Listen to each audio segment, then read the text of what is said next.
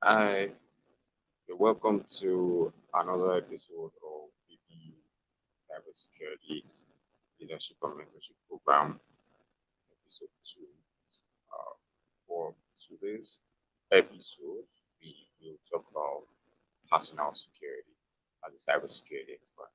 If you want to become a cybersecurity expert, it is very important for you to know certain useful certain useful information that you need to protect. And that will take us to point where we have to discuss an asset. So talking about an asset is something that is of value. So your credit card is of value, your name, which is the PII, personal identification, um,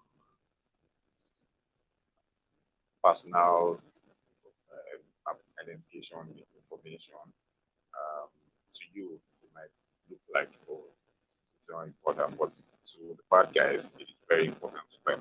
They can actually get your identity and you know kind of post use your identity for wrong things and all that. That can actually put you in trouble. It can impersonate your identity. So it's important to know certain information. So your name, your phone number, your email, your date of birth. Those are um, you know vital information that should be protected. So how do you protect them? So you have to come to terms first. You need to understand that this information, yes, they're for you, because you're used to, having access to them. You feel that you don't need to protect them, but it's very important because the bad guys can actually use it for a lot of things. Now, um, when you are creating an email, just good that yes, you can actually for the email address you can use any name. When it comes to password, a lot of people don't know how to create a strong password. They don't even pay attention to it, right? So many people just use guessable passwords, and that way anyone can actually attack any email. When I say attack any email, I could just pick any email and try to guess the password. And if it if I'm able to do that, I just guess, oh, I love you as the password, and it goes through, then I will have access to the email. That way, someone can actually do stuff with your email, right? So, looking at your email, ensuring that when you set up any email, um, you make sure that your password is strong. Use strong password, and there's also another way to make sure that you are able to generate a strong password. Sometimes even the email might actually suggest password to you or something. But there's something we call passphrase. It's just an act where you will use. Let's say there are things that you love. You love football. I am a football lover. And you can pick the first letter of what I just that phrase now, and you know, I am a football F lover L.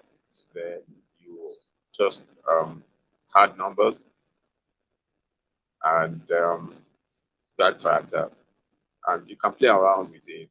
And with that code, anytime you want to sign in, you want to play the password, it's going to be a lot easier for you.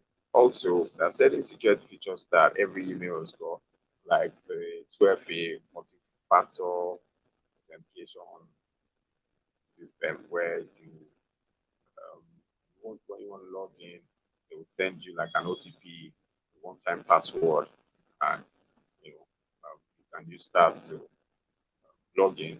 And so that's important. That's key. It's one of the things that people should know. So if you say that you're a cybersecurity expert, we need to start from you. You need to make sure that all your email, um, some of the features of email security is the recovery email. Recovery email. You have data input for multiple phones, so that if you want to reset your password, you can, or you want to recover a password, this will be useful. And your secret question also. A lot of people use simple secret question, and also one of the things to pay attention to is, to actually pay attention to all your emails. So as we speak right now, just imagine all the emails that you have. Imagine that you have 2FA, you have your email, you have multiple emails there, there are multiple phone numbers. It's going to be difficult for people to gain access to your email, or hijack your email. So I've had an experience where someone reached out and said, "Oh yeah, they have an issue with their Facebook account. Someone hacked it." Yes, I mean they were able to hack it easily because they probably didn't have like 2FA. The person was able to update the information. Sometimes it might be that you're able to guess the password easily. Sometimes it might be that they probably even send like malicious link to them and they click, and that would give the attacker an opportunity to reset. Sometimes some people would perform like a social engineering attack. They would reset the email. The person will have like one OTP. The OTP is meant to be for you, not for anyone else. And so they will call you and ask that you should go send them that OTP. They're inviting you for a conference or something. You copy story and you fall for it, you share with them. They use that to gain access. The first access they have to your system, your email, they would put in their own email, their own phone number. So if you get back and you're trying to retrieve the account, you find out that you won't be able to do that. So looking out for yourself, try and make sure your email, your personal information are protected, right? That's for email. And also you can replicate that on all social media accounts. Now, sometimes also your password is just for you alone and not to be shared with anyone. So these are some of the tips that you can actually pay attention to as a cybersecurity expert. Now, these are assets to you, right? Now, talking about a firm, um, do you know that you're also an asset to an organization like a firm, right? If you're not an asset, they won't pay you. They won't put you on their payroll. An asset, so you also need to pay attention to where you visit. Now, if any story get out there on social media and have like a picture, even if it's a lie, that oh this person is a rapist and all, guess what? Your company will make a statement because of their brand. So you are associated to a brand, and you can't afford to, um, you know, just probably be at the wrong place at the wrong time, or do certain things that you should not do. You have to understand that you're an asset. You also need to protect your own reputation.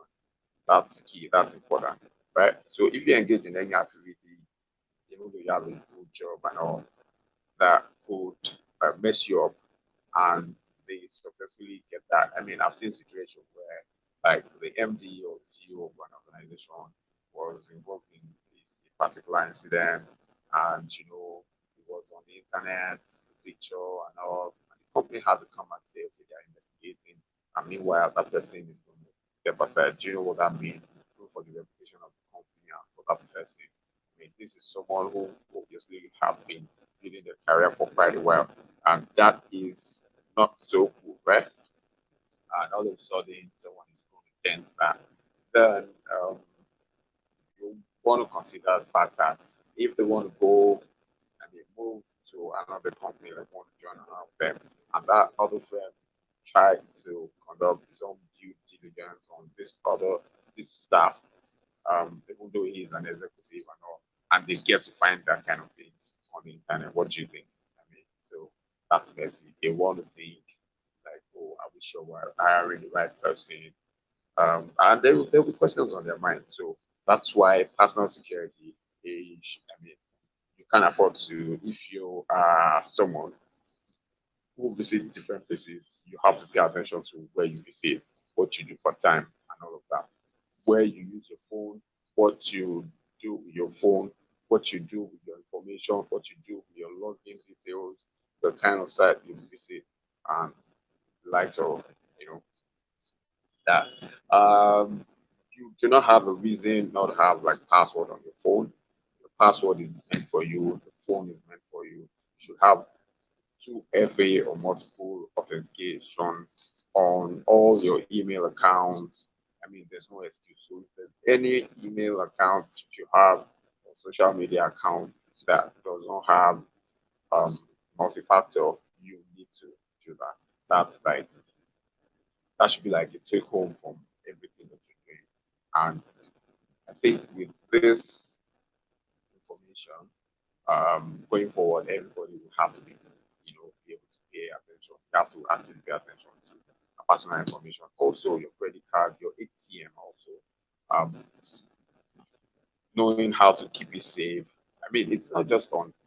You can afford to just use your ATM or credit card on any site.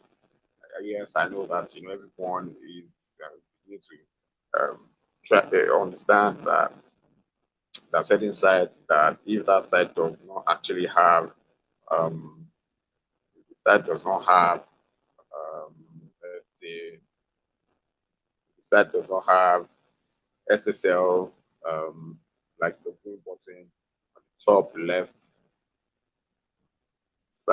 hand side of the side, to indicate or if you do not see like a padlock sign on the top left hand side of that site, it means that the site is not protected and all. But beyond that, there are certain sites that they are actually malicious and they still have certificates. Yeah. So you also have to pay attention. I mean, you can't afford to just use your card just anywhere. So that's why these days we have like another solution we call virtual cards. You go on the platform of the virtual card vendor, like the company, go on their site, then you can use your card to generate like a virtual card. And those virtual cards, you can use them anywhere. After one-time payments, after using, like you have access to the virtual card, then you can go use it on any site. And so the bad guys might have access to it, but they will obviously, if there's no money in it, they can't use it for anything. So that's also one of the ways to pay attention to personal security. And thank you so much for taking your time out to join us on this episode of Personal Security. Till I come your way again